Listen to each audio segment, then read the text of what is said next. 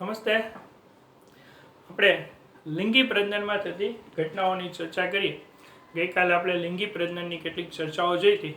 આજના લેક્ચરમાં આપણે લિંગી પ્રજનનની ઘટનાઓ કે સજીવો જ્યારે પુખ્તતા પ્રાપ્ત કરે ત્યારબાદ જ લિંગી પ્રજનન દર્શાવે છે. તો આ સજીવોની પુખ્તતા બાદની જે લિંગી પ્રજનનની ઘટનાઓ છે એમાં સજીવોમાં બંધારણીય રીતે સમાનતા હોય છતાં પણ આ બધા સજીવો લિંગી પ્રજનનની ઘટનામાં કેટલીક ભિન્નતા દર્શાવે છે, વિવિધતા દર્શાવે છે.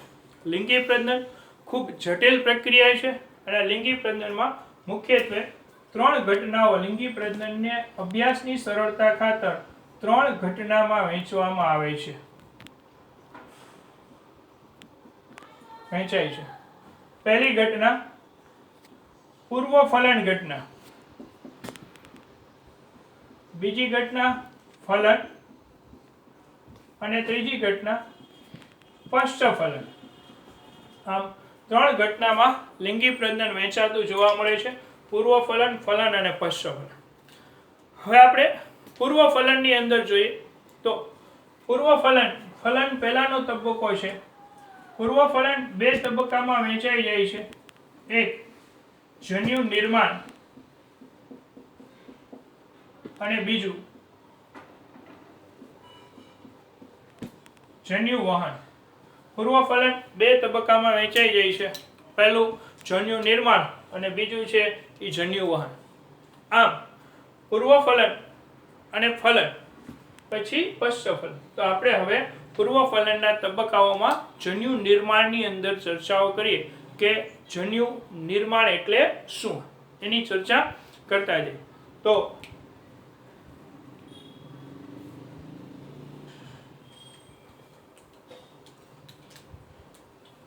પહેલું જન્યુ નિર્માણ. જન્યુ નિર્માણ ગેમેટાઇઝેશન એટલે કે જન્યુઓના નિર્માણની ક્રિયા. જન્યુઓના નિર્માણની ક્રિયા મીન્સ કે સજીવો દ્વારા નરજન્યુ અને માદાજન્યુ ઉત્પન્ન કરવાની ક્રિયા એટલે જન્યુ જનન તરીકે ઓળખવામાં આવે છે. હવે નર સજીવ દ્વારા નરજન્યુ પ્રાણીઓમાં એને શુક્રકોષ તરીકે ઓળખાય, શુક્રકોષનું નિર્માણ થાય. માદા દ્વારા માદાજન્યુ અથવા તો અંડકોષનું નિર્માણ થતું જોવા મળે છે. આ ઘટનાને જન્યુ નિર્માણ કહેવાય છે. આ ઉત્પન્ન થતા જન્યુઓ ઉદ્ભવતા જન્યુઓને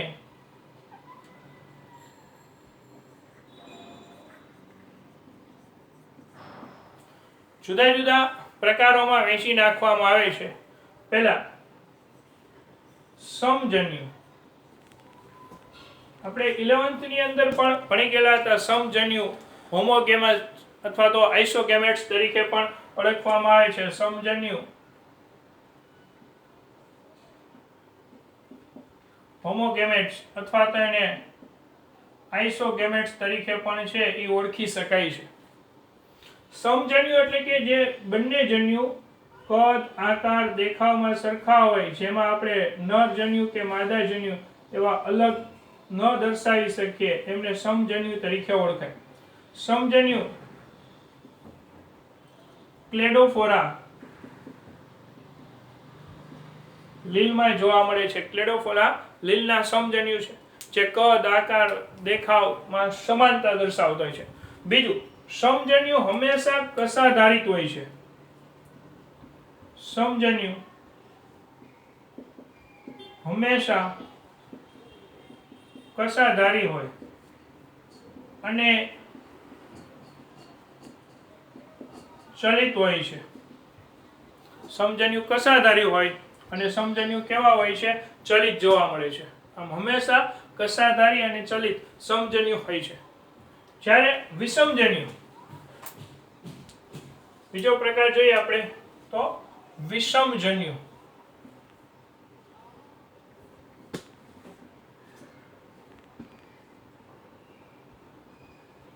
એનિસોગેમેટ્સ અથવા તો હિટ્રોગેમેટ તરીકે પણ એને ઓળખી શકાય છે.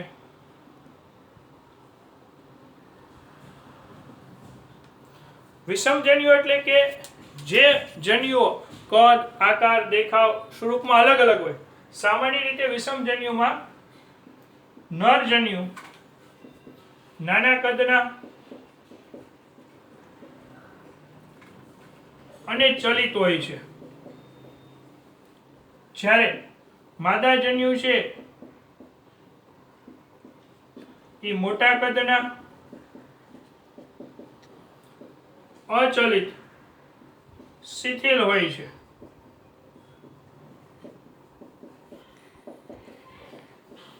ઢીલા હોય છે. તો આપણા વિષમજન્યુની ચર્ચા થઈ. વિષમજન્યુની અંદર જોવામાં આવે તો આ વિષમજન્યુના ઉદાહરણ તરીકે આપણે જોઈએ કે ફ્યુકસ જેવી લીલ. હું અહીંયા ફ્યુકસના વિષમજન્યુ દોરું છું. ફ્યુકસ નર માદાજન્યુ મોટા કદના હોય, શિથિલ હોય, સામાન્ય રીતે ગોળાકાર હોય. આ માદાજન્યુ છે. અને આ ફ્યુકસનો નરજન્યુ છે. એવી જ રીતના ફ્યુકસ સિવાય મનુષ્યમાં પણ વિષમજન્યુ જોવા મળે.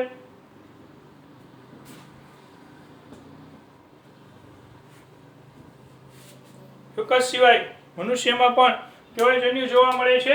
વિષમજન્યુ. મનુષ્યના આ વિષમજન્યુની અંદર જોઈએ તો મનુષ્યમાં માદાજન્યુને શું કહેવાય છે? અંડકોષ. મનુષ્યના માદાજન્યુ યાની કે અંડકોષ, અને નરજન્યુ એટલે કે શુક્રકોષ. શુક્રકોષ ચલિત હોય, પૂંછડી ધરાવતા હોય છે. શુક્રકોષ અને અંડકોષની ચર્ચા અને એની રચના આપણે ત્રીજા ચેપ્ટરની અંદર આવશે. તો અસમાન કદના હોય છે. આમ સજીવોમાં જન્યુ નિર્માણ થાય ત્યારે કાં તો સમજન્યુ ઉત્પન્ન થતા જોવા મળે છે, કાં તો વિષમજન્યુ ઉત્પન્ન થતા જોવા મળે છે. હવે આપણે આ ટોપિકની અંદર જોવાનું છે સજીવોમાં જાતીયતા. તો તમને સમજન્યુ અને વિષમજન્યુની ચર્ચાનો ખ્યાલ આવી ગયો હશે. આપણે ઓલરેડી 11મા ધોરણમાં પણ આની ચર્ચાઓ છે એ કરી ચૂકેલા છીએ લીલ અને ફૂગમાં. તો હવે આપણે જોઈએ સજીવોમાં જાતીયતા.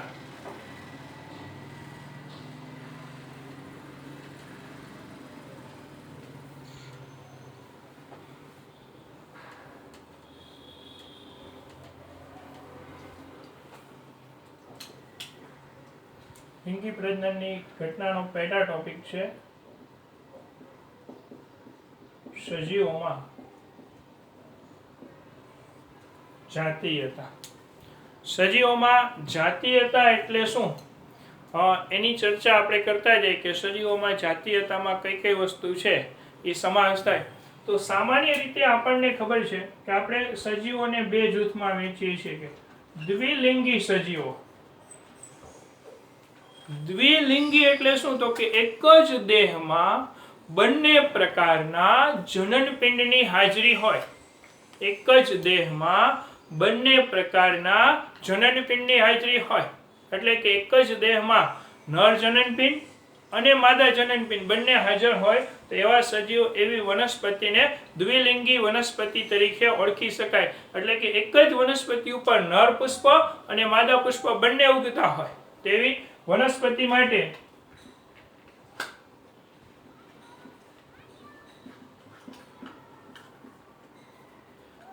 વનસ્પતિમાં એક જ છોડમાં અથવા તો એક જ દેહમાં બંને પુષ્પ એટલે કે નર પુષ્પ અને માદા પુષ્પ ઉદ્ભવતા હોય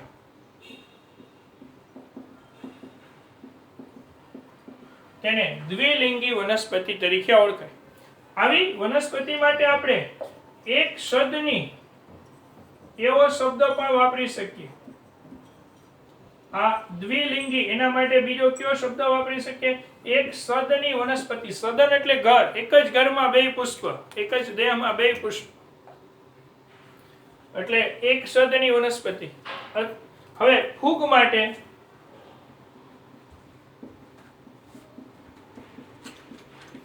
સમસુકાય એવો શબ્દ વપરાય છે.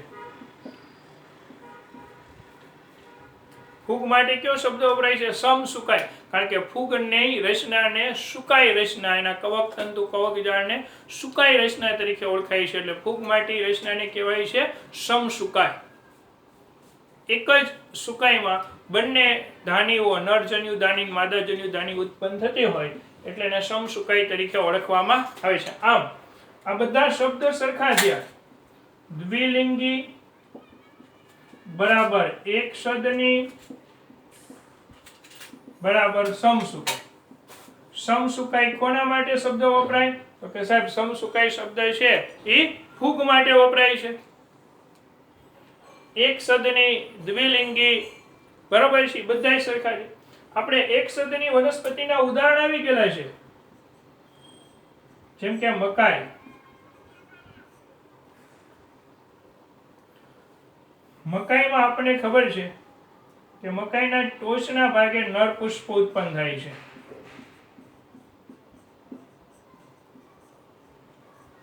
મકાઈમાં ટોચના ભાગે નર પુષ્પ હોય, જ્યારે મકાઈમાં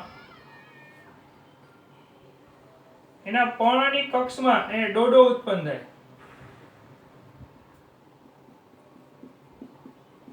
મકાઈનો ડોડો એ માદા પુષ્પનું રૂપાંતર છે. આમ એક જ દેહમાં નર પુષ્પ અને માદા પુષ્પ બંને આવેલા છે. એટલે આ વનસ્પતિને એક સદની. આ સિવાય એક સદની વનસ્પતિના ઉદાહરણમાં નાળિયેરી છે, કાકડી છે,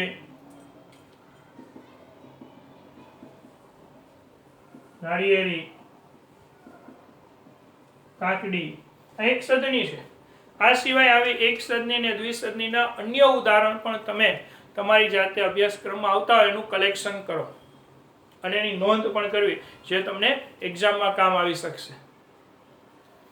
ત્યાર પછી આપણે એકલિંગી વનસ્પતિ, દ્વિસદની વનસ્પતિ અથવા તો વિષમસુકાઈની ચર્ચા કરી. તમને દ્વિલિંગી, એક સદની અથવા તો સમસુકાઈની સ્પષ્ટ ખ્યાલ છે એ આવી ગયેલો હોવો જોઈએ. બરાબર છે. હવે આપણે એકલિંગી વનસ્પતિની ચર્ચાઓ ની અંદર જઈએ છીએ.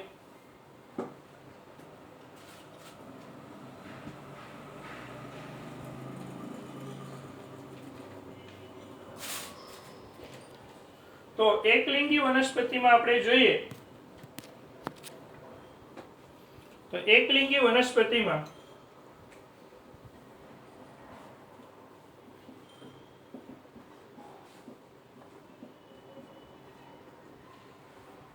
અથવા તો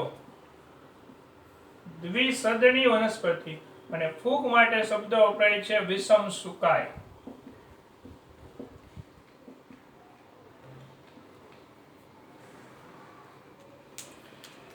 એકલિંગી અથવા તો દ્વિસદની વનસ્પતિ એટલે શું? તો કે એકલિંગી અથવા તો દ્વિસદની વનસ્પતિ જેમાં નર અને માદા બંને અંગો અલગ અલગ દેહમાં બંને જનનપિંડ આવેલા હોય. નર જનનપિંડ ધરાવતો દેહ અલગ હોય, માદા જનનપિંડ ધરાવતો દેહ પણ અલગ હોય. જેમ કે આપણે સસ્તન પ્રાણીઓમાં જોઈએ તો નર સજીવ અલગ છે, માદા સજીવ અલગ છે. એવી રીતના વનસ્પતિની અંદર નર પુષ્પ અલગ દેહ ઉપર ઉત્પન્ન થતા હોય, માદા પુષ્પ અલગ દેહ ઉપર ઉત્પન્ન થતા હોય. એક છોડ ઉપર બધાય નર પુષ્પ ઉત્પન્ન થતા હોય તો બીજા છોડ ઉપર બધાય માદા પુષ્પ ઉત્પન્ન થતા હોય. આવી વનસ્પતિને એકલિંગી વનસ્પતિ અથવા તો દ્વિસદની વનસ્પતિ કહેવાય. અને ફૂગની અંદર એના માટે શબ્દ વપરાય છે વિષમસુકાઈ. ખ્યાલ આવ્યો? એકલિંગી એટલે કે જેમાં એક વનસ્પતિ છોડ ઉપર બધા જ નર પુષ્પ ઉત્પન્ન થતા હોય અને એ જ જાતિના બીજા વનસ્પતિ છોડ ઉપર બધાય માદા પુષ્પ ઉત્પન્ન થતા હોય. આમ નર પુષ્પ અને માદા પુષ્પ અલગ અલગ છોડ ઉપર ઉત્પન્ન થતા હોય ત્યારે એમને કહેવામાં આવે છે એકલિંગી અથવા તો દ્વિસદની તરીકે ઓળખવામાં આવે છે. આ બધા શબ્દ ઇક્વલ થયા. એકલિંગી વનસ્પતિ બરાબર દ્વિસદની અને ફૂગ માટે એમાં વપરાય છે વિષમસુકાઈ. આપણે આવા એક સદની વનસ્પતિના ઉદાહરણ જોવા હોય તો કે એક સદની વનસ્પતિના દ્વિસદનીના ઉદાહરણ જોવા હોય તો એના એક્ઝામ્પલ તરીકે આપણે જોઈએ પપૈયા. પપૈયાનું ખેતર હોય ને, પપૈયાના ખેતરમાં કેટલાક નર છોડ હોય, એમાં ફ્લાવરિંગ આવે કોઈ દી ફળ આવે જ નહીં. જે છોડમાં ખાલી પપૈયામાં ફ્લાવરિંગ આવતું હોય, ફળ ન બંધાતું હોય, પપૈયાના આ છોડ બધા નર છોડ હોય. અને જે છોડમાં બધા પપૈયાના ફળ આવતા હોય છે એ બધા જ છોડ છે એ માદા છોડ હોય છે. તો પપૈયા છે એ દ્વિસદની વનસ્પતિ છે, કારણ કે એમાં નર પુષ્પ બે ઘર છે. નરનું ઘરે અલગ, માદાનું ઘરે અલગ, બે દેહ અલગ અલગ છે. ત્યાર પછી બીજું ઉદાહરણ ખજૂરી. ખજૂરીમાં પણ એવું જોવા મળે. પછી દ્વિઅંગી વનસ્પતિ માર્કેન્સિયા.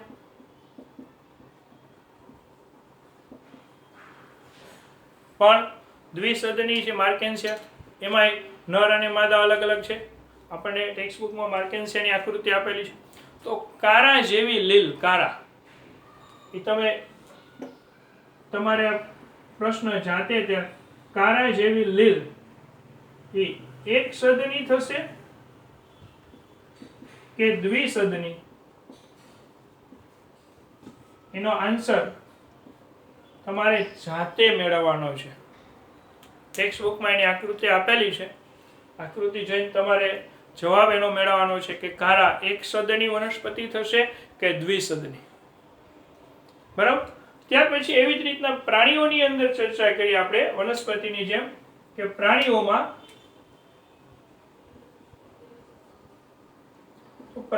પણ સેમ આવું જ જોવા મળે, નર અને માદા. જો અલગ અલગ સજ દેહમાં અંડપિંડ અને શુક્રપિંડ હોય એટલે તો ત્યારે એકલિંગી પ્રાણી, એકલિંગી પ્રાણીમાં નરે અલગ હોય અને માદા અલગ હોય. એક શરીરમાં શુક્રપિંડ આવેલું હોય, માદાના શરીરમાં અંડપિંડ આવેલું હોય. અને દ્વિલિંગી અથવા તો ઉભયલિંગી પ્રાણી, દ્વિલિંગી અથવા તો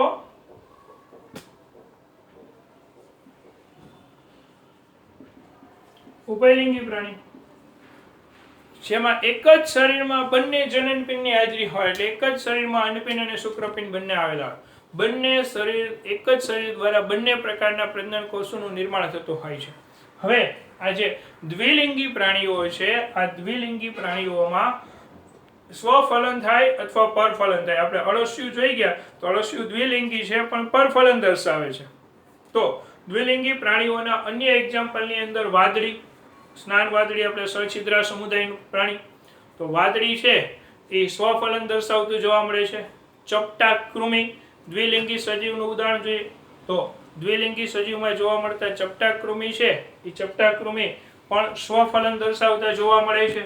આમ કેટલાક દ્વિલિંગી પ્રાણીઓ પરફલન દર્શાવે છે, તો કેટલાક દ્વિલિંગી પ્રાણીઓ છે એ સ્વફલન દર્શાવે છે. જળો પણ દ્વિલિંગી પ્રાણી છે.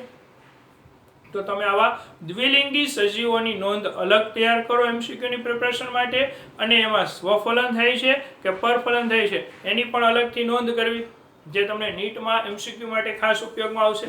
કે કયા પ્રાણીઓ દ્વિલિંગી છે, કયા દ્વિલિંગી પ્રાણીઓમાં સ્વફલન થાય છે, કયા દ્વિલિંગી પ્રાણીઓમાં પરફલન થાય છે, એની નોંધ તૈયાર કરતા જજો. અળસિયું દ્વિલિંગી, પરફલન છે, બરાબર છે. સ્નાન વાદળી દ્વિલિંગી, સ્વફલન જોવા મળે છે. ચપટા કૃમિ દ્વિલિંગી, સ્વફલન દર્શાવે છે. તો આ બધી નોંધ છે તમારે યાદ રાખવી. હવે આ જન્યુનું જે નિર્માણ દરમિયાન વિભાજન થાય છે, કે જન્યુ બને છે, નર જન્યુ બને, માદા જન્યુ બને, એના દરમિયાન જે વિભાજન થાય છે એની ચર્ચા આપણે કરવા જઈ રહ્યા છીએ. જન્યુ નિર્માણ દરમિયાન થતું કોષ વિભાજન, કે જન્યુ નિર્માણ દરમિયાન કયા કયા પ્રકારનું કોષ વિભાજન થતું જોવા મળે છે એની ચર્ચા આપણે કરીએ.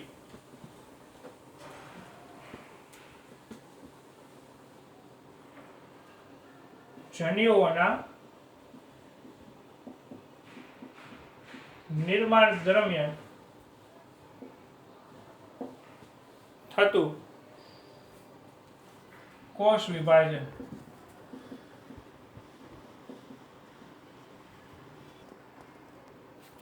જન્યુ નિર્માણ દરમિયાન થતું કોષ વિભાજન. આ ક્વેશ્ચન માર્ચ 2020 2 માર્ક્સમાં પૂછાયેલો છે. જન્યુ નિર્માણ દરમિયાન થતું કોષ વિભાજન માર્ચ 2020 આ વર્ષે ટૂંકમાં પહેલી વાર જ્યારે નવા સિલેબસનું પેપર નીકળ્યું ત્યારે પૂછાયેલું છે. હવે એક વસ્તુ ખાસ યાદ રાખવી કે જન્યુઓ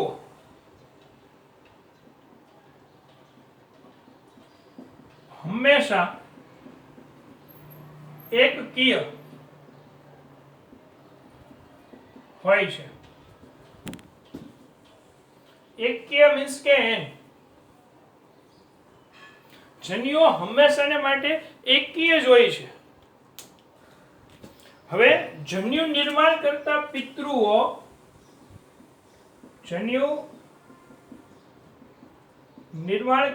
પિતૃઓ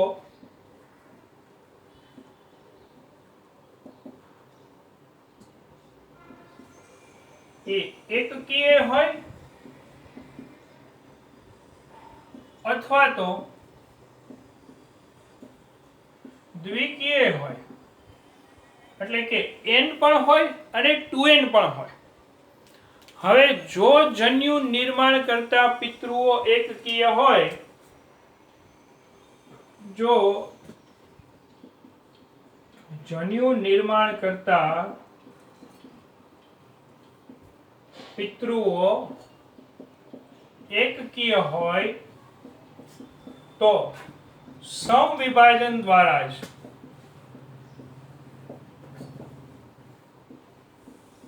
જન્યુ બને. જો જન્યુ નિર્માણ કરતા પિતૃઓ એકકીય હોય તો સમવિભાજન દ્વારા જ જન્યુઓ બને. અને જો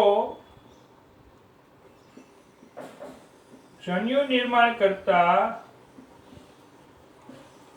પિતૃઓ દ્વિકીય હોય, એટલે કે 2n હોય, તો અર્ધીકરણ દ્વારા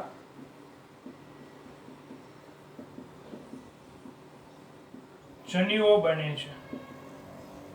પિતૃઓ એકકીય હોય તો સમવિભાજન દ્વારા, અને પિતૃઓ દ્વિકીય હોય તો અર્ધીકરણ દ્વારા કોષ વિભાજન થાય છે. ખ્યાલ આવી ગયો? હવે યાદ કરો, આપણે ભણી ગયા હતા મોનેરા સૃષ્ટિ, ફૂગ, લીલ, એમાં પિતૃઓના દેહ એકકીય હોય છે. મોનેરા,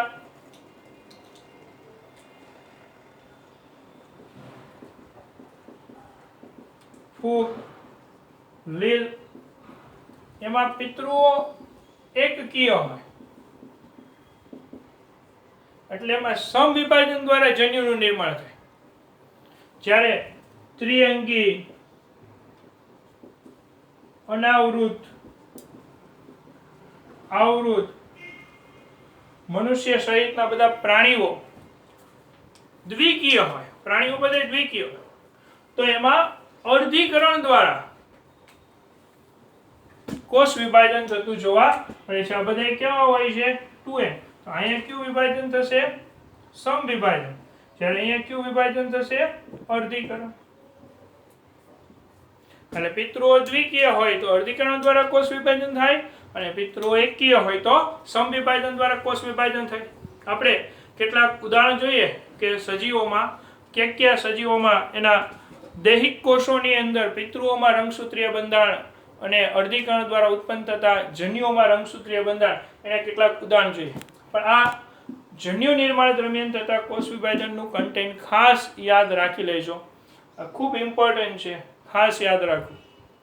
હવે હું તમને એના કેટલાક એક્ઝામ્પલ છે એ આપતો જાઉં કે જો પિતૃમાં રંગસૂત્રની સંખ્યા આટલી હોય તો એના ઉત્પન્ન થતા જન્યુમાં રંગસૂત્રની સંખ્યા કેટલી થશે. એના કેટલાક ટેક્સ્ટ બુકમાં એક્ઝામ્પલ આપેલા છે, હું અહીંયા તમને સમજાવતો જાઉં છું.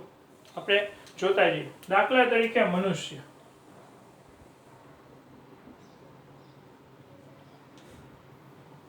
મનુષ્યમાં નર અને માદા.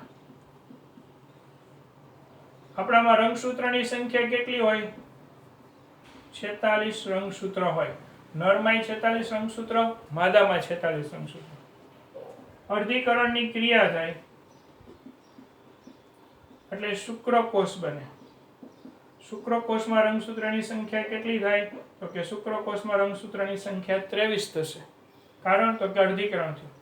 અહીંયા અર્ધીકરણની ક્રિયા થશે અંડકોષ બનશે. રંગસૂત્રની સંખ્યા કેટલી થશે? 23.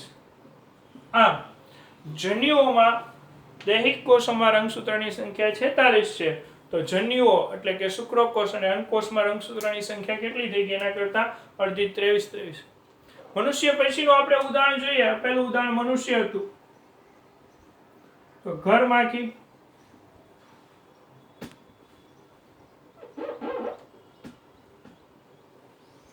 ઘરમાખીમાં એમાં દૈહિક કોષોમાં રંગસૂત્રની સંખ્યા 12 છે, 12 રંગસૂત્ર. તો એના જન્યુઓમાં રંગસૂત્રની સંખ્યા કેટલી થશે? 6. કૂતરો,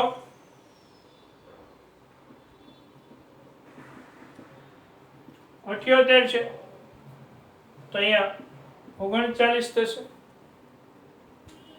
કૂતરા પછીની ચર્ચા જોતા જઈએ તો ફળમાખી, ફળમાખીમાં દૈહિક કોષમાં 8 છે, તો જન્યુઓમાં કેટલા થશે? 4 થશે. ઓફિયોગ્લોસમ,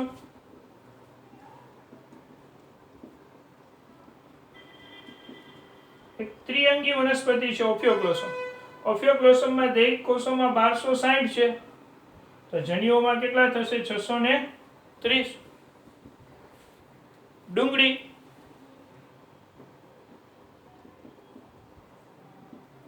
ડુંગળીમાં જન્યુઓની અંદર રંગસૂત્રની સંખ્યા 16 છે, સોરી દૈહિક કોષમાં 16 છે, પિતૃઓમાં તો જન્યુઓમાં 8 થશે. પતંગિયો, પતંગિયામાં 380 હોય દૈહિક કોષોમાં, તો જન્યુઓમાં 190 થશે.